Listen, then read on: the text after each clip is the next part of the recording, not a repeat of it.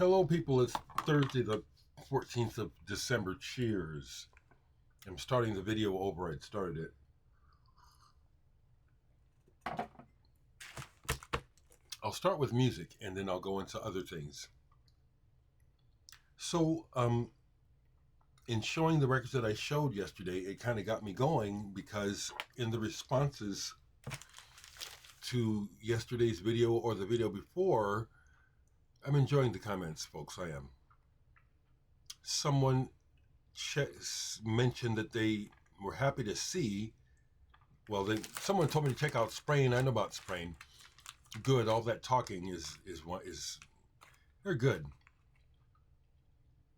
But someone mentioned that you're glad to see that you're into some of the best British folk rock that I know of. Yeah, I've been into it since I was a kid. And so he mentions these other artists. I forgot to grab Steel Eye Span. I have one of their albums. I used to have more. But I got to see Steel Eye Span open for Jethro Tull when they did the Passion Play tour. And Steel Eye Span was notable. I enjoyed them very much. Very spirited. This person also mentioned John Martyn. And John Martyn I only have a couple albums of. I respect him, but he kind of hits me like Shane MacGowan and other certain people do, like Tom Waits, where their drinking seems to be a big part of what's going on with them, to my experience, and it's a turnoff. So I have Inside Out, and John Martyn is cool. He is cool. I don't have the Air album. Someone want to send it to me, I'll gladly receive it. This stuff is cool primarily to me because of the jazzy way that he sings, and things are so it's like it's a world unto itself. The album I have by him that I really like is Stormbringer by John and Beverly Martin. This has some wonderful songs, and Beverly Martin is just as important to the sound. But some of these songs, like John the Baptist, Right Away, Traffic Light Lady, okay, alrighty. Love this stuff. And then I have one of his 80s albums. This is from the 80s, I think. He did some records, and Phil Collins plays on them. Phil isn't on this one. Sapphire. Phil's not on this one, but Phil has played on some John Martyn records. And they're good. They are.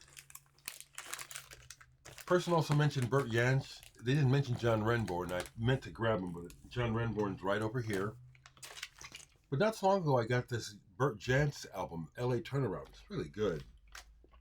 This is some good shit.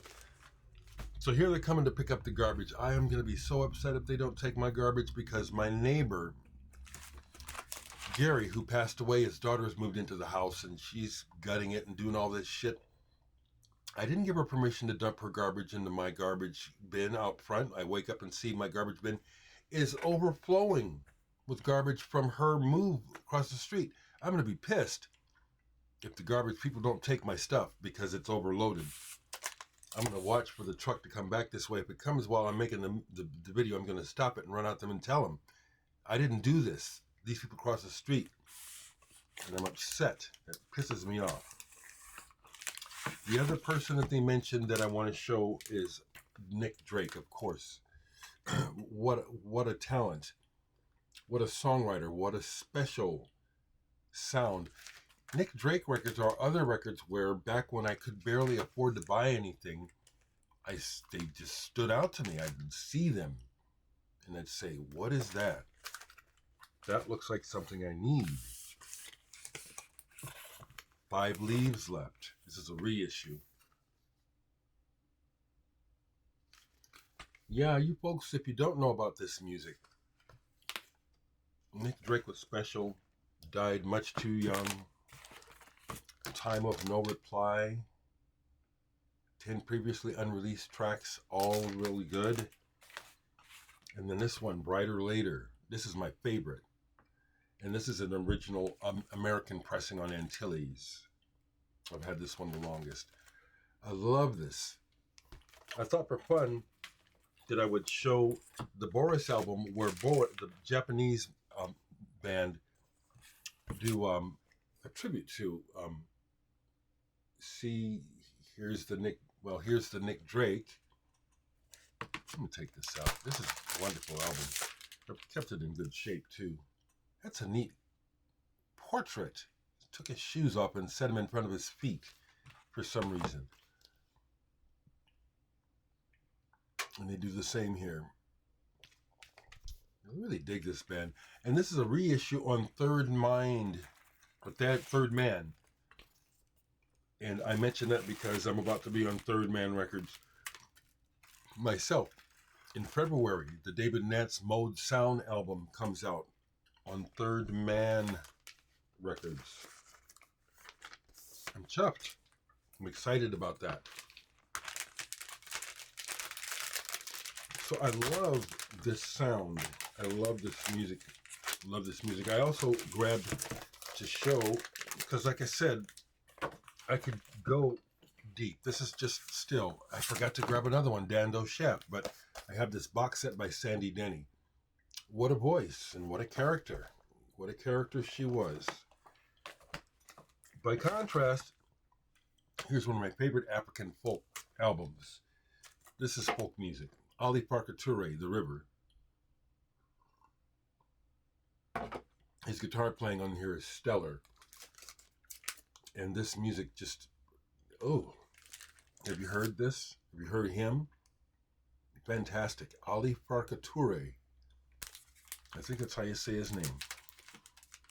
You know, I'm thinking I'm going down to Grapefruit today and getting me some plastics, because these, as I pull them, it's like, yeah, these are, it's my fault I've tortured them. If I was like treating them like glass, they'd be, you know, anyway.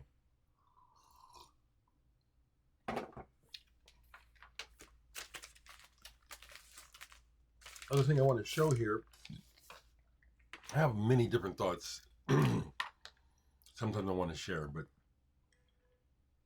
yesterday I went down to Homer's because I saw they got into the used section. I imagine a lot of stores around the country do this, where record store day, you buy all this stuff hoping to sell it, and then you end up with all this back stock. Because I see what Homer's is doing is that they are slowly putting out in the used section back stock from record store days, because there's all these, I've been buying these sealed records in the used section, and they put one out yesterday. It's like, hold that for me, I'll be right down. Frank Zappa's Hot Rats.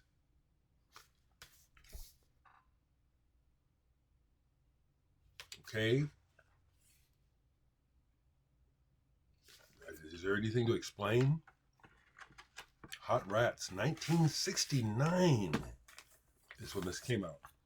And because I'm loving the colors, this is a 180 gram sweet plate, lovely pink. And I love the labels. See, that's what gets me. It's like it's an artifact. It's a piece of art as well as the music. How does this sound? This sounds great. On the hype sticker, it didn't say that this has been remastered. It sounds like it might have been. It's certainly a real clean play. Really good. Really good. So let me see if I can remember some of these thoughts. So yesterday, I watched a couple more documentaries. Gravitas documentaries is what I landed on yesterday. That was pretty good after working in the studio for a while. That's going really well. Just ideas keep coming. I went ahead and watched some video of the band Sprain. I check out stuff. If I don't know about it, I check it out. So now I know about them. But I watched this documentary on the cassette about, you know, it documents mixtapes, but it also documents the history of the making of cassette. But it also, you know, there's cassette culture. I have cassettes. I have cassette releases. I have some cassette-only releases. I've got one here that's pretty unique.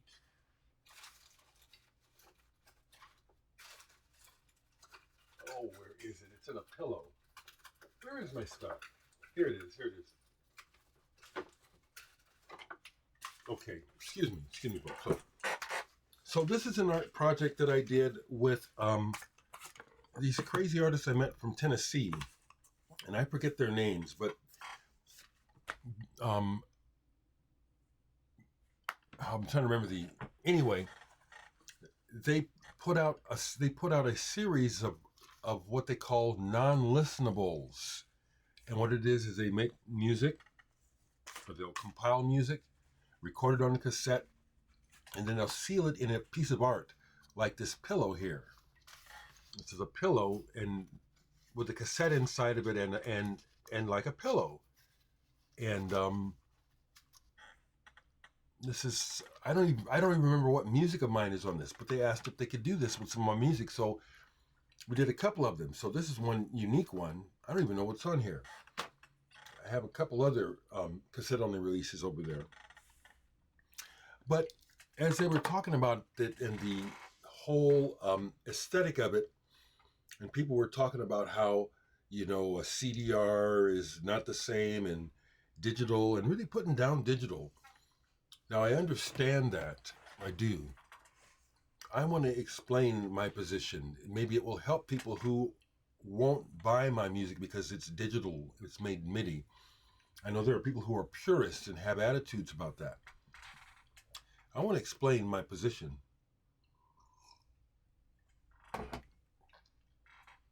As a kid, growing up on the poor side of the tracks, which is what I am, looking through the window of the world at all the stuff that I can't afford but want, as MIDI was developing, I could see, if I could just get my hands on that, what I could do.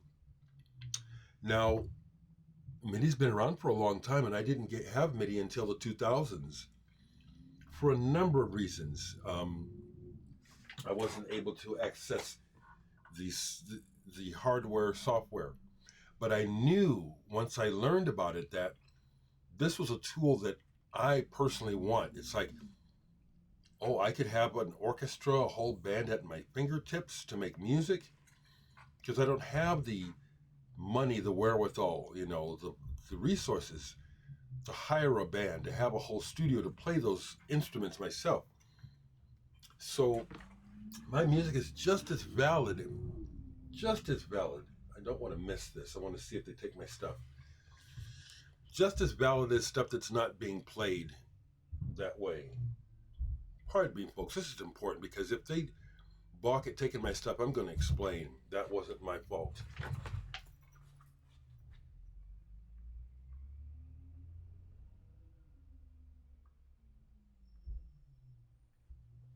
Okay, so this is the recycle. The garbage one comes later.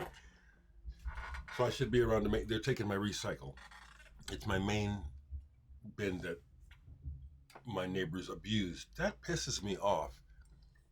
I didn't give her permission to put her she's moving or something.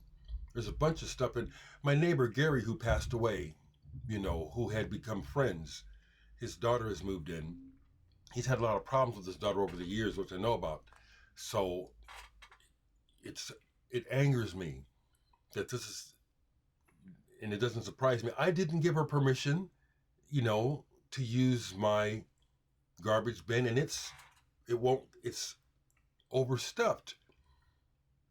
I will be so upset, and I will go across, well, actually, no, I want to go across the street and talk to her, but I can tell that she's ignorant, and it would be one of those things where it'd probably just blow up in a big problem. People can get on my nerves. As much as I love people, people can be such assholes.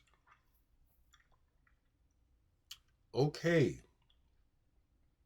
So I went ahead and put in the order for another 100 of the Muse. The turnaround time is fast, but because it's holiday time, I may not get them until January because of Christmas. But I already got notice that it went into production like right away, and they're letting me know that according to their schedule, it should be done next week. That doesn't mean that I'll get the CDs next week. It's possible by next weekend, but probably not because of the holiday, okay? Christmas and New Year's Eve. But I went ahead, and there's no Bandcamp Friday in January. So when I get them, I'm going to put them on sale right away. So don't wait till February. I will make them available right away. That and there's something else. This time around, folks, I'm not going to bother Discus Music to try to distribute the Muse in the UK. I'm sorry, folks. That was a big favor that Martyn Archer did for me. Now, Martyn, if you happen to see this and you want to volunteer to help me, that's fine, but I'm not going to ask you because I see that Discus Music is busy. You know, you got your hands full doing your own stuff. So I'm sorry about postage. It's out of my hands, but you folks overseas, you still ought to get it. It's worth it. It's an art piece. This is the 3rd edition coming out. Okay? All right. I'm not sure what else to say. Hope everyone's okay. Talk to you soon.